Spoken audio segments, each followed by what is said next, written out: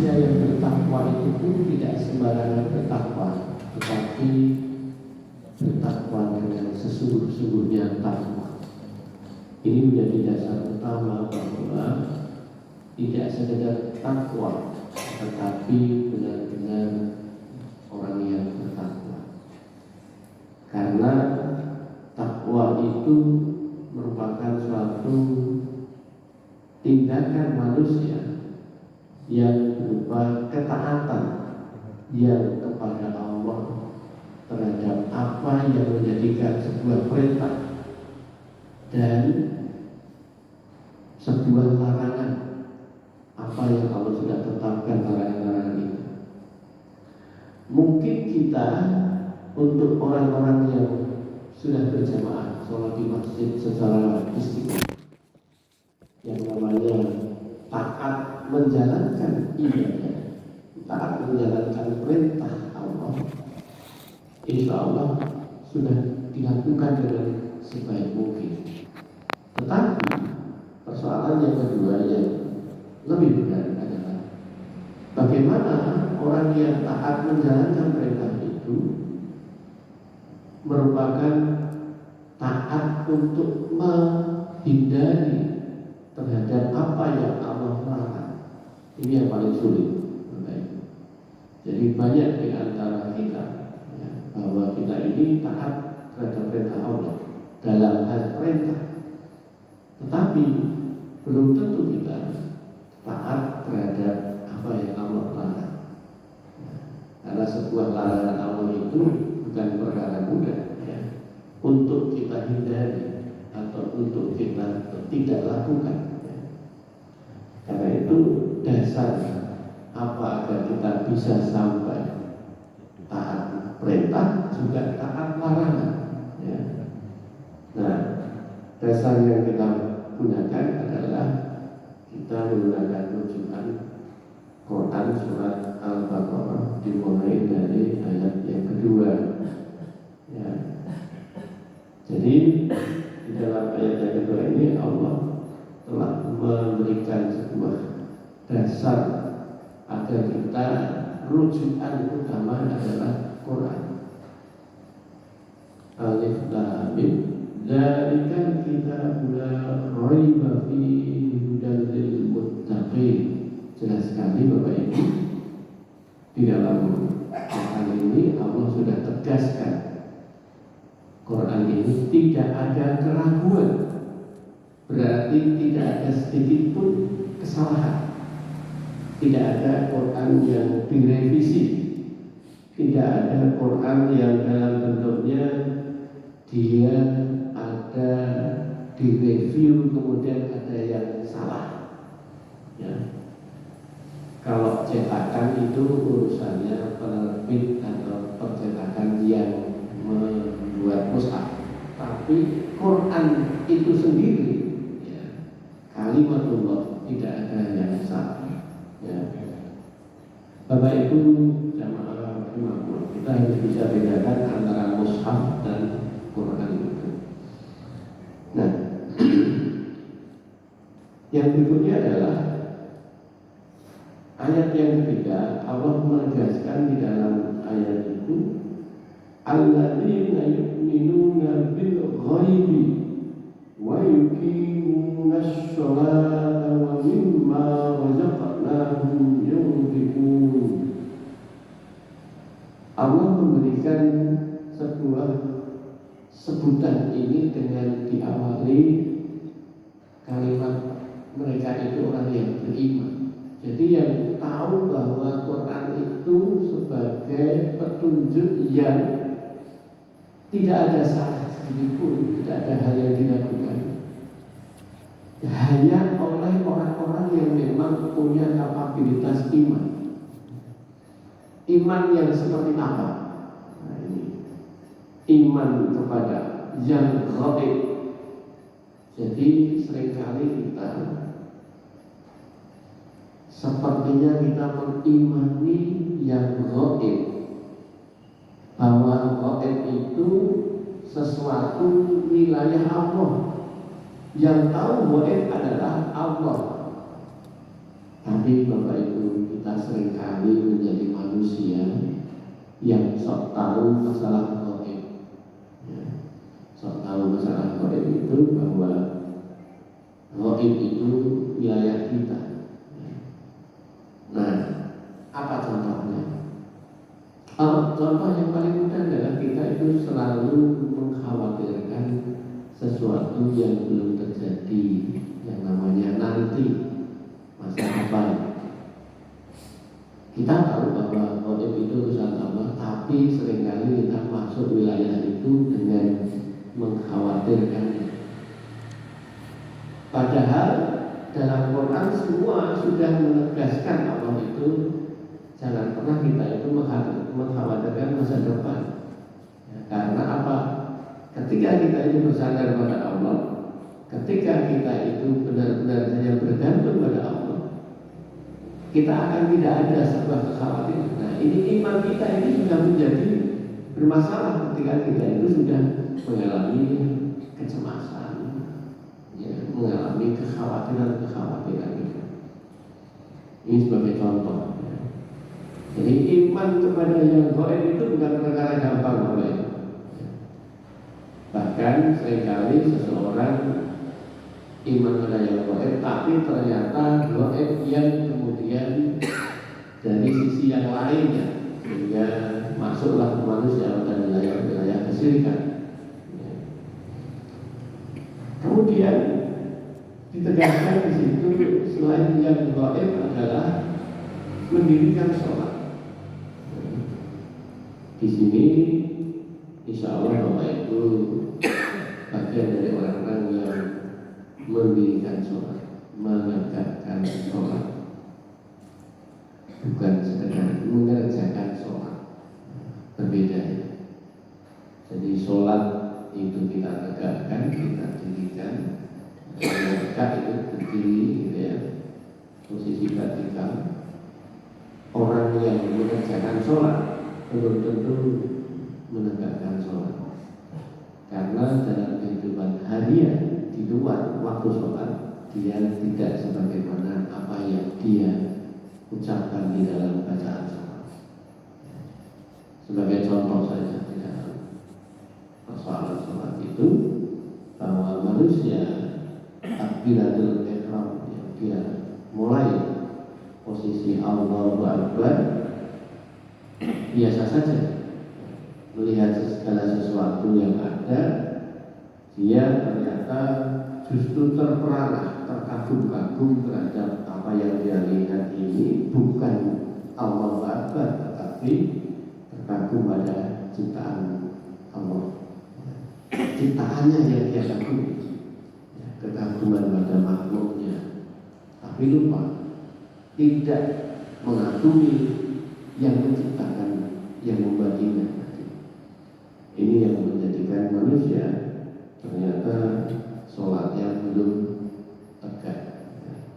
Ketika menghadapi persoalan yang dia ada, dia melihat bahwa persoalan yang dihadapi sangat besar sekali, sehingga saking besarnya dia tidak tahu apa yang harus dia lakukan ini, justru malah meninggalkan apa. Padahal masalah itu ketika kita melihat segala apa yang kita lihat, kita ingat kepada Allah, masalah itu dari kecil karena Allahu Akbar. Bagaimana orang itu akhirnya menjadi orang yang lari bunuh diri, menjadi depresi dan seterusnya? Itu karena belum sholat menjadi tegak di dalam dirinya. Orang yang sholat sudah dia kerjakan 5 waktu dengan baik, bahkan di masjid tidak pernah dia tinggalkan, tetapi malah ternyata dia masih melakukan hal-hal yang kecil dan bukan. Ya, ini salah satu bagian yang tadi saya sebutkan, dia taat menjalankan perintah, tapi tidak taat terhadap apa yang Allah larang. Karena sholat yang dia lakukan belum bagaimana inna sholatan tanpa alil masai malukan. Jadi banyak perbuatan keji, perbuatan yang banyak melanggar apa yang Allah tetapkan dia kerjakan. Nah, begitu juga Allah menegaskan di dalam ayat ini setiap apa yang kita dapatkan ini harus kita bagikan, yaitu menafkahkan sebagian rezeki yang kita peroleh ini senantiasa kita sedekahkan, kita infakkan, kita berbagi kepada yang lain.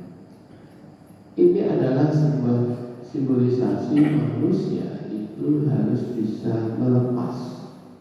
Manusia itu harus bisa memposisikan bahwa apa yang dia peroleh bukanlah atas dia, usahanya dia, tapi ini adalah karunia yang harus didistribusikan.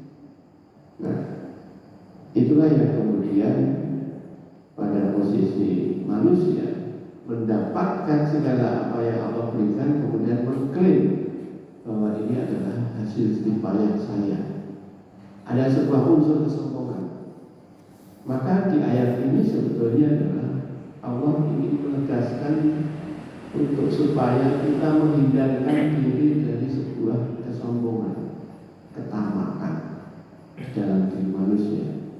Ini adalah wilayah seringkali kita sombong. Kemudian di ayat yang berikutnya di Al-Baqarah ayat 4 ini bahwa walladzina yu'minuna bima unzila ilaika wa ma unzila min qablik wa bil akhirati hum yuqinun. Di dalam ayat ini, dan mereka yang beriman pada Allah itu yang telah diturunkan pada kita semua ini, kitab Quran ini, dan kitab-kitab yang telah diturunkan sebelum Quran itu ada Taurat, ada Zabur, ada Injil, serta mereka ini meyakini akan adanya kehidupan akhirat. Jadi esensi di dalam persoalan ini kita harus mengimani rukun iman yang lengkap, ya, sampai iman di hari akhir. Maka seringkali banyak orang yang merasa dirinya beriman tapi tidak pernah yakin akan hari akhir nanti. Bahkan pernah ada seorang ketua partai itu mempertanyakan, orang Islam itu hanya bicara hari akhir, akhirat, tetapi tidak pernah tahu benar bahwa akhirat itu pernah dialami. Ini pertanyaan kami. Bapak Ibu jamaah rahimahullah, di sini di ayat yang kelima Allah menegaskan sebagai bagian jika kita melaksanakan iman tadi, Allah memberikan sebuah ending dalam kalimat beruntung. Jadi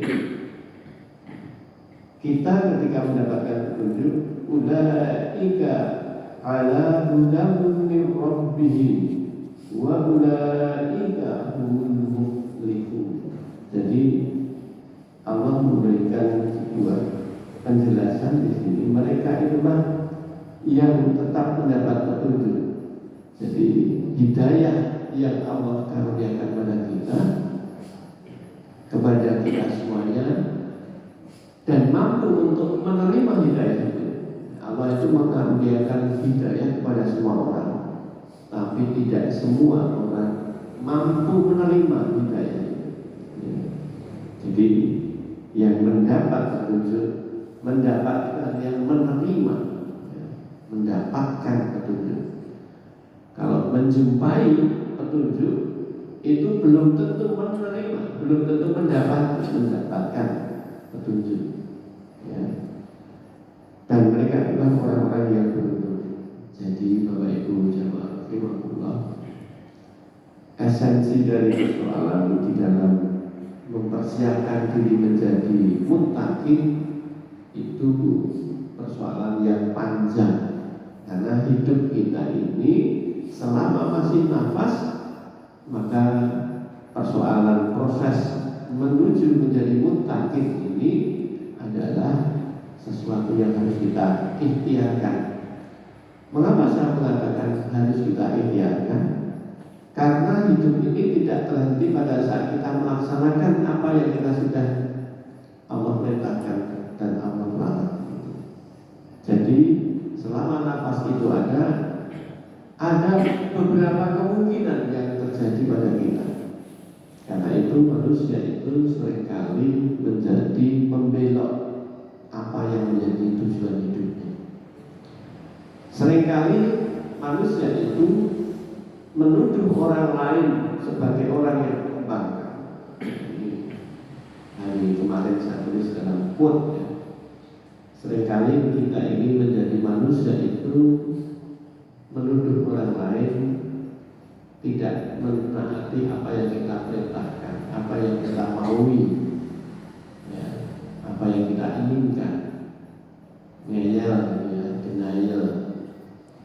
Tapi sesungguhnya yang menjadi denial sejati bukan orang lain, tetapi kita yang menjadi orang yang denial.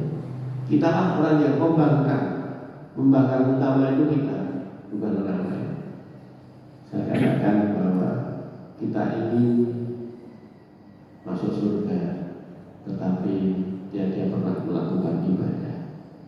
Kita ingin sehat, tapi tiap hari meracuni tubuh kita sendiri. Kita ingin bersih rumah kita, tapi kita malas membersihkannya. Kita ini menjadi orang yang ingin tertib, tapi kita tak pernah disiplin terhadap apa yang kita inginkan. Kita ingin selalu kebaikan ada pada kita, tapi kita seringkali menjahati orang lain, berbuat seenaknya kepada orang lain, menyakiti seenaknya. Jadi kita ini seringkali justru tiap hari banyak membangkang terhadap apa? Terhadap kita. Maka jangan heran orang yang dalam posisi sebagai ustaz, ada orang posisi sebagai ulama, dia bisa menjadi orang yang murtad. Dia bisa menjadi orang yang murtad di dalam perjalanan hidupnya. Karena itu kita harus hati-hati. Menjadi mutakin itu sebenarnya suatu proses yang sepanjang kita masih diberi nafas, masih hidup ya. Bapak Ibu jamaah rahimahullah, karena proses yang panjang inilah, maka proses ini dalam rangka kita menjadi manusia yang ada dalam sebuah fitrah manusia, yaitu menjadi pribadi yang memiliki budaya yang tinggi untuk diri kita ya, budaya itu maksudnya adalah hasil budidaya olah pikir manusia didasarkan atas Al-Baqarah ayat dimulai dari 2 sampai 5 tadi.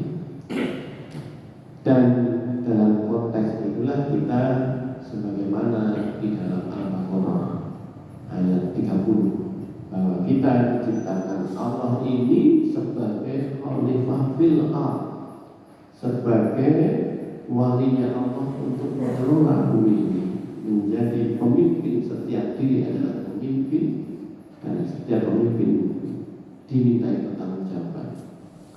Bapak Ibu jamaah rahimahullah, sebagai orang untuk menjadi mutakin kita harus tahu manifestasi sifat-sifat takwa itu apa. Taat kepada Allah ini dalam bentuknya adalah kita bisa menjadi berbuat baik pada diri sendiri. Jadi sebuah tindakan yang sering kali kita lakukan ya, tadi saya contohkan bahwa kita itu menjadi pembangkang sejati pada diri kita. Ini adalah bagian dari kita itu tidak menjadi orang yang taat kepada Allah. Seringkali kita menjadi manusia istilahnya mendudukan posisi dia sebagai korban. Korban. Maka playing victim itu seringkali kita lakukan. Ya, setiap kali ada sebuah kesalahan, selalu yang dituju orang di luar dirinya. Ini gara-gara.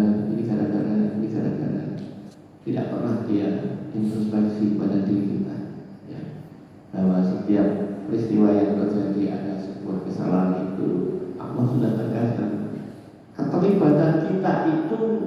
sudah berlalu, kita lupa apa yang kita sudah lakukan di dalam perbuatan itu.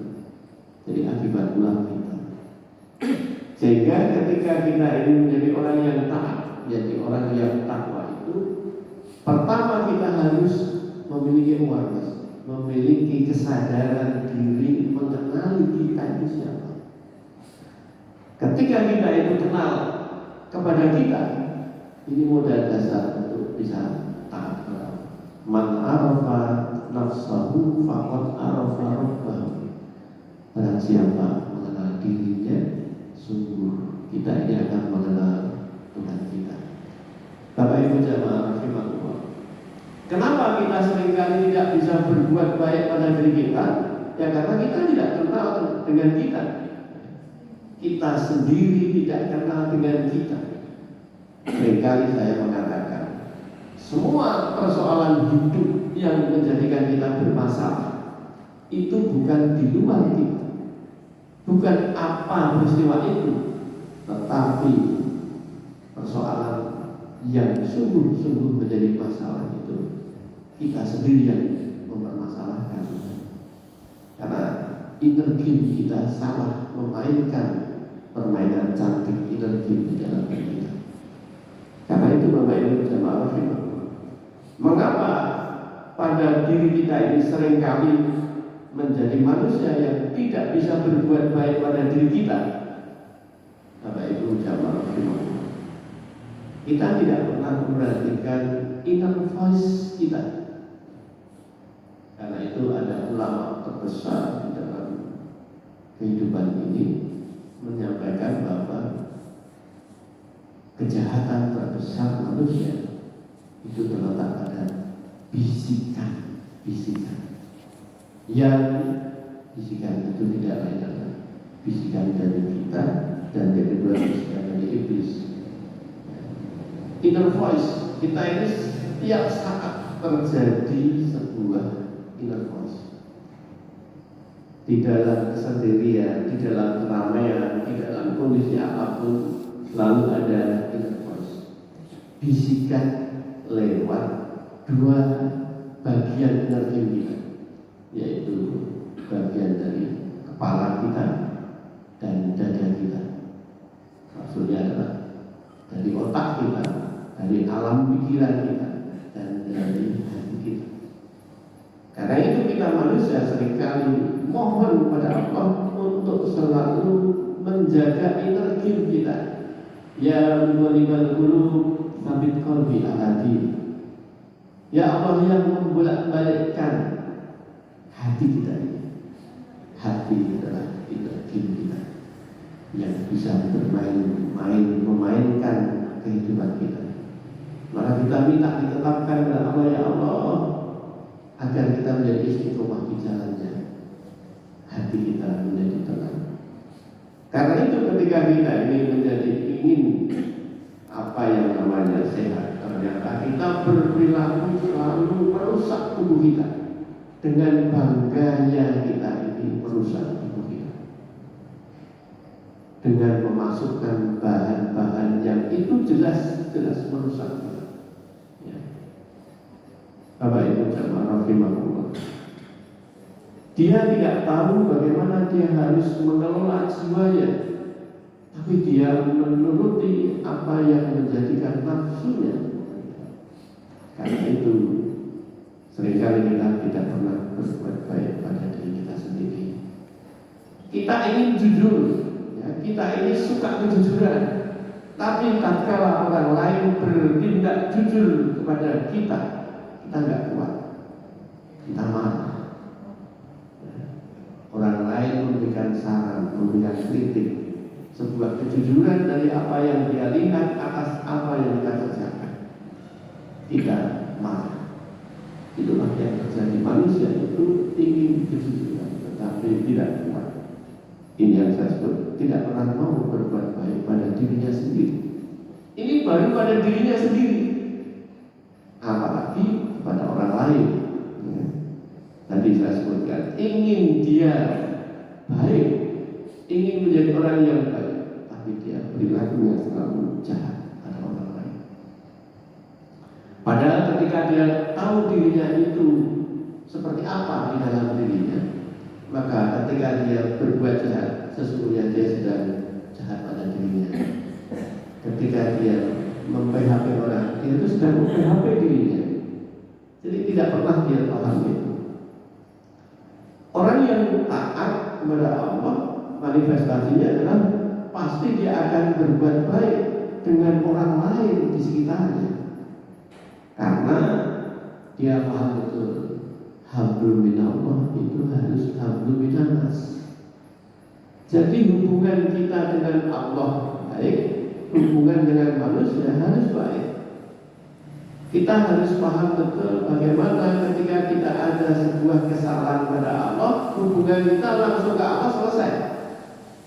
Ya, ketika kita ini berbuat dosa atas diri kita, tidak terlibat orang lain, kita mabuk misalnya, ini kan merusak diri tanpa harus melibatkan orang lain. Kita mohon kepada Allah, kita ampun selesai. Tapi ketika kita ini berbuat dosanya adalah melibatkan ada orang lain sebagai orang yang jadi korban atas perlakuan kita, tidak selesai. Cukup kepada Allah enggak selesai. Alhamdulillah, itu harus selesai. Maka orang seringkali mengabaikan persoalan ini. Apa itu? Hutang tidak pernah nyaur. Ini masalah. Ya. Menihilkan eksistensi manusia sebagai orang yang harus dihargai, sehingga berbuat baik dengan orang lain ini adalah sesuatu keharusan yang harus kita jaga. Padahal ini dua hal sifat yang selalu bersamaan, selalu pasti. Allah memastikan kepastian. Jadi kalau saya berbuat baik pada Bapak Ibu, saya sedang berbuat baik pada diri saya sesungguhnya. Ini langsung, ya, langsung itu artinya tidak ada jeda, karena itu interaksinya adalah langsung. Bapak Ibu jamaah rahimahullah, karena manusia itu hidup ada dalam habitat, di dalam lingkungan, maka di dalam kehidupan manusia berbuat baik terhadap dirinya, terhadap orang lain, juga akan berbuat baik pada lingkungan. Ini sebuah persoalan manusia ini tidak boleh sembarangan untuk merusak lingkungan. Bahkan di dalam sebuah ritual ibadah haji atau sedang ihram misalnya, posisi kita tidak boleh sembarangan memetik atau melakukan hal-hal yang merusak, sekalipun hanya dalam kondisi tanaman, ya. Itu Bapak Ibu jamaah rahimah, seringkali manusia itu kepada lingkungan abai, tidak pernah menjaga kebersihan lingkungan, tidak pernah menjaga bagaimana tempat tinggal kita ini untuk bisa dijaga. Maka seringkali manusia kena namanya waterborne disease. Waterborne disease itu bisa kena penyakit yang akibat dari air yang terkontaminasi dari ulah kita. Foodborne disease, makanan yang kita konsumsi itu kena bakteri, kena mikrobia dari ulah manusia. Yang berikutnya adalah Bapak Ibu, amal soleh dengan mengikhlaskan ketaatan hanya kepada Allah semata. Nah, ini manusia seringkali menjadi manusia yang mengklaim atas apa yang ada itu dari kita. Nih, nanti malam saya memberikan kajian di alumni Fatwa Zoom. Bapak Ibu juga bisa mengikuti, dia ada waktu habis sholat isya.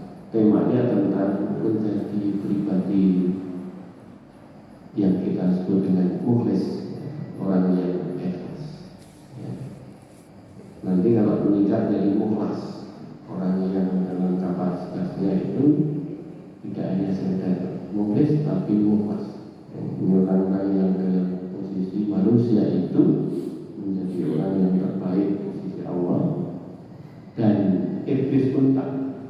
bisa untuk menggoda kita. Jadi amal soleh kita ini ketika kita kerjakan itu tidak ada tendensi lain kecuali hanya satu, hanya ingin ridhonya Allah. Ya, ingin ridhonya Allah. Banyak manusia itu mengatakan bahwa apa segala yang ada ini karunia Allah, tapi ketika implementasi dia menerima, dia masih ingin diakui sebagai orang yang sebagai pemilik atas eksistensi itu. Contohnya misalnya Bapak Ibu, manusia punya harta, dia dalam posisinya adalah merasa atas jerih payah dia. Ini masalah. Dia punya kepandaian itu karena jerih payah dia dalam menuntut ilmu. Padahal ini semua karunia Allah. Seringkali manusia menjadi pelit, menjadi manusia yang ingin diakui eksistensinya. Manusia menjadi banyak hal yang dia kerjakan bukan jalan akibat apa yang dia kerjakan tidak ikhlas. Nah, Bapak Ibu jamaah rahmatullah. Lalu apa hubungannya Allah memerintahkan puasa itu hubungannya dengan takwa atau taat? Jadi ketika orang nanti kita akan berpuasa di bulan Ramadan ini, sesungguhnya item penting di dalam puasa adalah membuat perilaku kita menjadi pribadi yang 4 hal tadi ada di dalam diri kita. Jadi kita berbuat baik terhadap diri kita, berbuat baik pada orang lain. Dalam posisi kita ini memposisikan bisa baik dengan lingkungan dan ikhlas. Bapak Ibu, kenapa sih orang itu tidak bisa ikhlas? Karena di dalam diri kita ini ada yang namanya nafs. Nafs ini dalam bahasa psikologi orang sering menyebut ego. Ya, Bapak Ibu besok apa arti singkatan ego? Seringkali kita nyebut, Pak, kamu itu ego. Ya, itu egois banget. What is the meaning of ego? Ego adalah, kalau kita kaitkan dengan apa yang sedang kita bicarakan ini, itulah kenyataannya. Ego itu kan keakuan. Tetapi apa itu singkatan dari ego?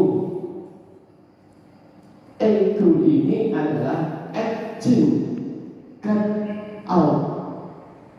Acting, ADDING tulisannya. Acting itu artinya menyingkirkan. God, roh Tuhan. Out artinya disingkirkan, dikeluarkan dari diri kita. Jadi Bapak Ibu jamaah rahimahullah, kalau kita masih mengaku-aku, maka kita akan menghilangkan apa yang namanya Allah di dalam diri kita. Paham tak Bapak Ibu? Kamu kok pintar Pak? Ini karena saya belajar tiap hari, malam tak bikin, siang tak bikin malam. Karena kerja keras. Ego merasa bahwa aku pandai adalah karena kerja keras saya dalam kerja. Dimanapun saya menuntut ilmu. Nah, yang berikutnya, kenapa kamu kaya? Karena saya ini kerja keras dalam berusaha. Ego menihilkan Allah. Allah tidak ada. Ya. Jadi kalau kita sudah mengaku, dan aku ini bisa jalan karena aku ini menghilangkan eksistensi Allah. Jadi Bapak Ibu jamaah rahimahullah, ketika itu kita mengeksistensikan diri ego kita, berarti memang kita menyingkirkan Allah. Karena itu ending dalam sebuah 4 ayat tadi adalah ikhlas. Kita menjadi pribadi yang ikhlas. Ketika kita bisa 4 item itu, insya Allah kita menjadi manusia insan kamil. Insan kamil itu manusia yang sempurna dalam kapasitas menjadi manusia secara utuh di dalam diri manusia. Itulah manusia muttaqin. Lalu bagaimana mengukur tanda-tanda untuk kita ini bisa nggak puasa kita ini berhasil di dalam menjalani 30 hari puasa kita ini. Nah, Bapak Ibu jamaah rahimahullah, orang yang berpuasa dengan baik, badannya akan secara fisik maupun secara rohani itu sehat. Jadi sehat selama dalam puasa, dalam kapasitas yang pasca puasa. Beda dengan pengertian saya sudah punya penyakit ya, terus jadi sembuh, bukan begitu. Tetapi badan ini akan menjadi lebih baik. Ya, misalnya contoh saja yang sederhana Bapak Ibu, hal-hal yang berkaitan dengan penyakit-penyakit akibat dari apa yang dia lakukan selama ini, membuat membabi buta makan misalnya, atau mengumbar nafsu-nafsu yang lain, maka selama puasa ini, akhir puasa kita dalam kondisi ini menjadi lebih sehat. Orang yang berpuasa ini akan meningkat kecerdasan emosi. Jadi kecerdasan emosi orang berpuasa ketika dia puasanya bukan puasa awam, tapi puasa minimal khawas, ya, atau khawasul khawas, ini posisi orang akan memiliki kecerdasan emosi yang tinggi. Karena dia akan mengelola apa yang namanya jiwa dia. Orang yang berpuasa, dia akan selesai puasa dia menjadi lebih husnuzon, melihat perspektif apa yang dihadapi. Keimanannya semakin meningkat sehingga dia sangat mudah untuk positive thinking. Ada seorang yang dulu guru saya itu sering masih kontak dengan saya, mempertanyakan tentang postingan yang dia ada ini. Bagaimana kalau ini saya punya pendapat begini? Begini itu apa? Jadi begini itu maksudnya adalah kita tidak semua hal yang kita husnuzonkan itu sesuatu kebaikan. Terus yang berikutnya berarti tidak semua yang kita husnuzonkan bukan hal yang keburukan. Terus kemudian saya menjawab didasarkan dengan ayat bahwa husnuzon itu sebuah kewajiban, ya, sebuah perintah, sebuah suudzon itu adalah sebuah larangan Allah. Jadi perspektif bahwa manusia itu perintahnya adalah husnuzon, larangannya adalah suudzon. Nah, perkaranya di sini Bapak Ibu jamaah rahimahullah, orang itu salah menempatkan husnuzon, maka itulah yang 2 minggu yang lalu saya sampaikan di radio satu malam Ahad. Temanya saya sampaikan toxic positivity. Toxic positivity itu adalah orang yang sesungguhnya denial, tidak mengakui terjadi sebuah hal terhadap dirinya. Jadi misalnya saya sedang sedih, saya tidak mengakui sedih. Enggak, saya tidak sedih. Padahal dia sedang bersedih, tidak mengakui. Itulah toxic positivity, meletakkan sebuah hal yang positif salah pada tempatnya. Orang itu ketika sedih harus mengakui bahwa aku sedang sedih. Rasulullah saja ketika sedang bersedih mengakui bahwa saya sedang sedih. Saya sedang kehilangan Khadijah, saya sedang kehilangan paman saya sedang kehilangan anak saya. Sedih ya. Yang terjadi salah menempatkan kita hal yang positif. Ya. Nah, maka Bapak Ibu jamaah rahimahullah, kalau sudah apapun yang terjadi salah, maka ketika kita itu berhusnuzon bukan berarti tidak ada kewaspadaan, ada ikhtiar di dalamnya dalam bentuk menjaga, menghindari suudzon. Yang berikutnya, sikap dan perilaku kita menjadi lebih wise, menjadi bijak, melihat sebuah kebenaran ditempatkan pada yang tepat, melihat sebuah kesalahan ditempatkan pada yang tepat. Jadi itulah orang-orang yang bijak, tidak sembarangan hitam putih, ya, tetapi dia menjadi bijak. Allah memberikan sebuah perintah, memberikan larangan, itu ada wais, ada rukhsah, ada haram bisa menjadi halal. Lihat kondisi ini. Artinya wais, apa yang Allah perintahkan semua ada dalam kebijakan yang bijak dari Allah SWT.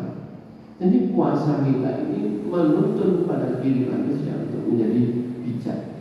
Maka kita kalau hanya melihat sesuatu hanya dilihat hitam putih saja, itu manusia tidak melihat secara utuh sebuah peristiwa. Hukum itu bukan hitam putih. Hukum itu harus ada keadilan. Maka adil itu adalah bijak.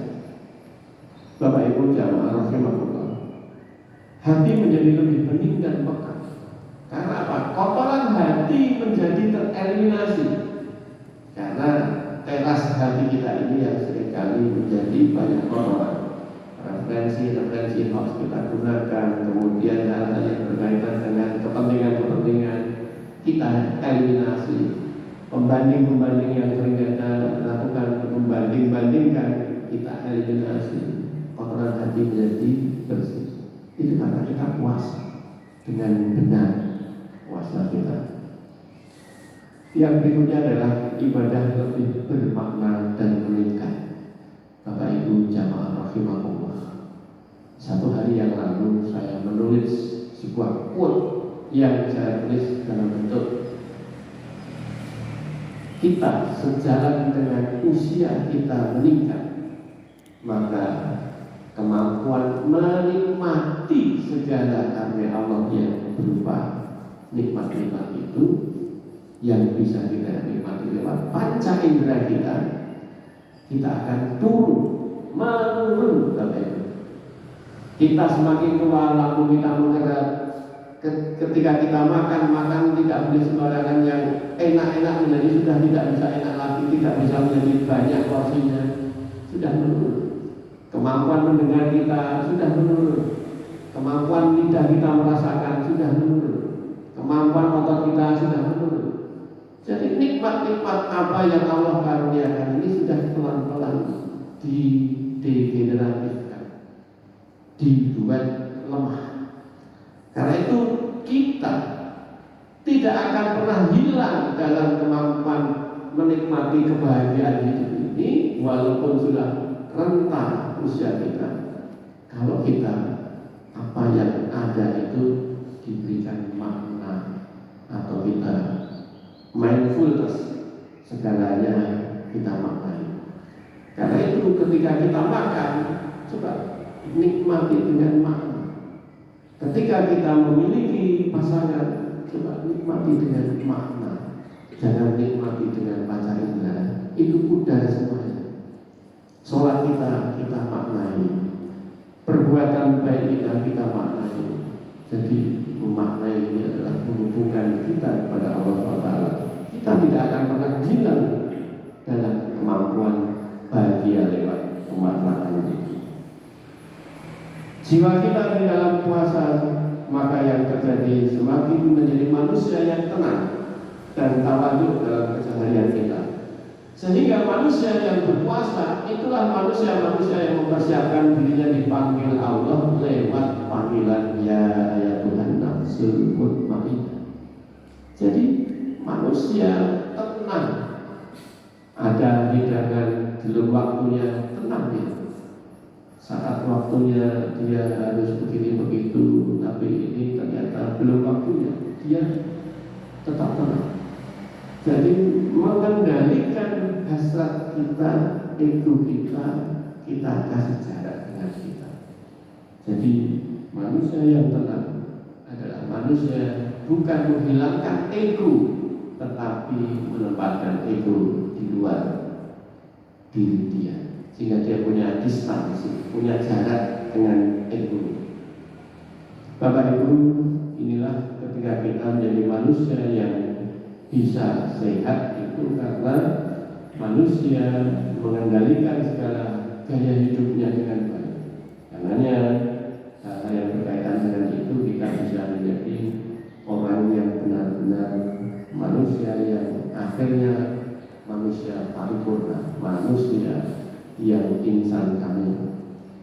Itulah apa yang bisa saya sampaikan Bapak Ibu. Semoga apa yang menjadikan kajian kita hari ini bisa kita amalkan bersama, sehingga ketika diberi kesempatan Allah dihadirkan bisa menjumpai bulan Ramadan, kita bisa beribadah dengan kualitas yang meningkat, sehingga akhir puasa kita menjadi la'alatul takbur. Amin ya rabbal alamin.